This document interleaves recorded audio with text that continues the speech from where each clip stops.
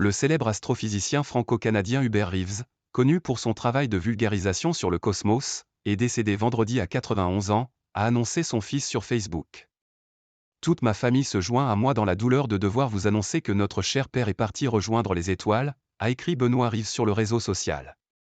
Mort à Paris, Hubert Reeves fut un conteur magistral de l'histoire de l'univers, la passion de sa vie, mais aussi l'un des plus ardents défenseurs de la planète bleue.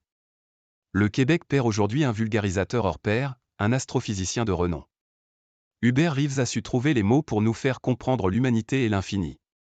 Il repart aujourd'hui comme il est venu, en poussière d'étoiles, a commenté François Legault, Premier ministre du Québec. Né à Montréal le 13 juillet 1932, le scientifique aux allures de druide gaulois avait l'art de rendre intelligibles les phénomènes physiques les plus complexes, à tous ceux que le monde émerveillait, comme lui.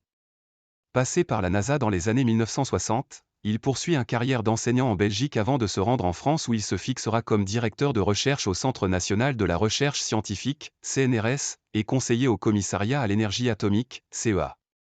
Ayant hérité d'un talent de conteur de sa grand-mère maternelle Charlotte Tourangeau, qui le faisait rêver quand il était petit en lui racontant des histoires sans fin, il décide d'écrire un livre Patience dans l'azur, 1981, pour raconter l'histoire de l'univers. Le succès est au-delà de toute attente et Hubert Reeves commence alors une seconde carrière, de vulgarisateur scientifique. Parmi ses très nombreux livres, il publie Poussière d'étoiles en 1984 puis L'heure de s'enivrer en 1986, La mer expliquée à nos petits-enfants, 2015, ou encore La fureur de vivre, 2020. L'astronomie est un sujet complexe mais il passionne un large public, car il sait rendre sa pensée accessible. Sa citation « Regarder loin », c'est regarder tôt, pour évoquer l'espace-temps, en est l'illustration. Tu as rendu cette petite planète perdue dans l'univers plus agréable, a réagi sur X, anciennement Twitter, Éric Lagadec, astrophysicien à l'Observatoire de la Côte d'Azur.